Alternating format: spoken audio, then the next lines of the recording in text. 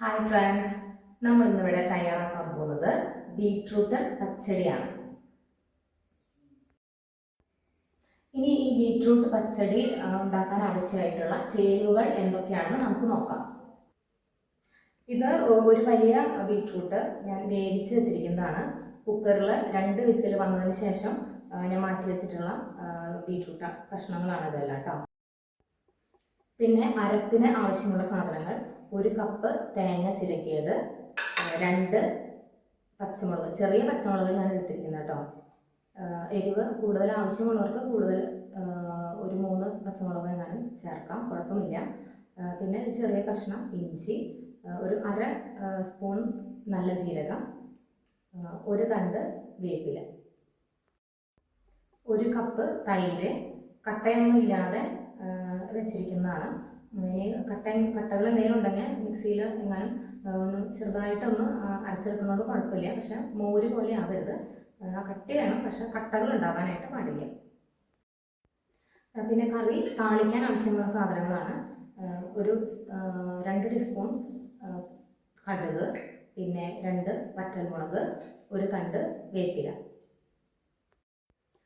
പിന്നെ ആവശ്യത്തിന് ഉപ്പ്. ഞാൻ 1 സ്പൂൺ ഉപ്പ് എടുത്തിട്ടുണ്ട്. ഞാൻ പിന്നെ ഉപ്പ് നോക്കിയതിന് ശേഷം ഇടുള്ളൂ.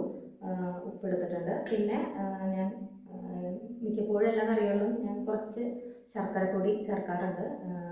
ആവശ്യമില്ലെങ്കിൽ അത് സ്കിപ്പ് ചെയ്യാം, അല്ലെങ്കിൽ നമുക്ക് ശർക്കരപ്പൊടി കുറച്ച് ചേർക്കുന്നതുകൊണ്ട് കുഴപ്പമില്ല.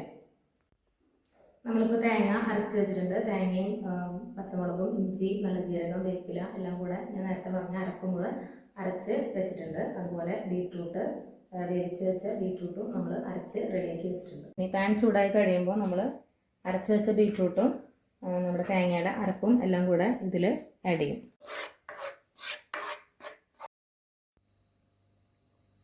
ഇനി നമ്മളിതിലോട്ട് നമ്മുടെ അരപ്പ് ആഡ് ചെയ്യാണ്.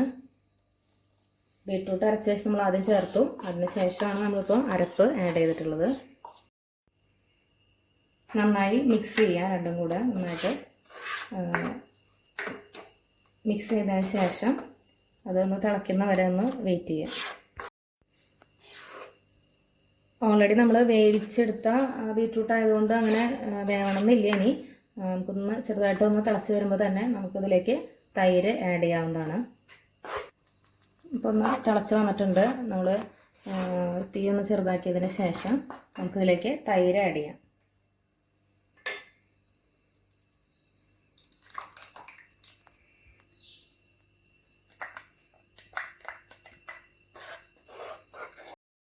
ഉപ്പ് ആഡ് ചെയ്യുന്നുണ്ട്.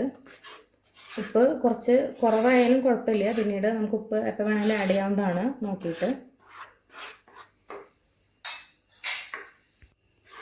ഞാനിതിലേക്ക് 2 ടീസ്പൂൺ ശർക്കരപ്പൊടി ആഡ് ചെയ്യുന്നുണ്ട്. അത് ആവശ്യം ഇല്ലയെന്നുണ്ടെങ്കിൽ നിങ്ങൾക്ക് സ്കിപ്പ് ചെയ്യാവുന്നതാണ്. ഞാൻ ഒരു ചെറിയ മധുരം കൂടെ കിട്ടാൻ വേണ്ടിയിട്ടാണ് ഒരു 2 ടീസ്പൂൺ ശർക്കരപ്പൊടി ഇതിലേക്ക് ആഡ് ചെയ്യുന്നത്.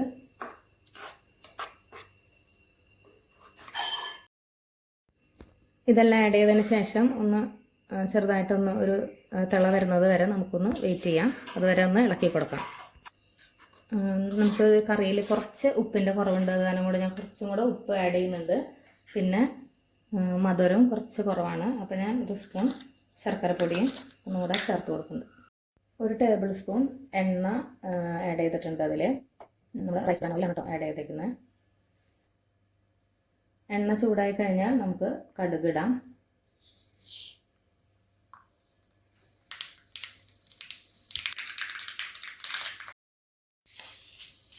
വറ്റൽമുളകും വേപ്പിലൊക്കെ മുരിഞ്ഞ് വന്നിട്ടുണ്ട്. ഇനി നമുക്കിത് പച്ചടിയിലേക്ക് ചേർത്ത് കൊടുത്ത് താളിക്കാം.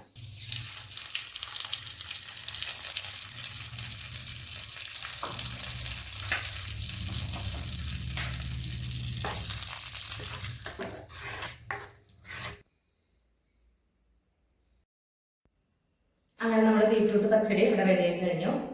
വളരെയധികം വൈറ്റമിൻസിൻ്റെയും ധാതുക്കളുടെയും ഫൈബേഴ്സിൻ്റെ ഒക്കെ ഒരു കളർ തന്നെയാണ് ബീട്രൂട്ട്. അതെല്ലാവരും ട്രൈ ചെയ്യുമെന്ന് വിചാരിക്കുന്നു. നന്ദി.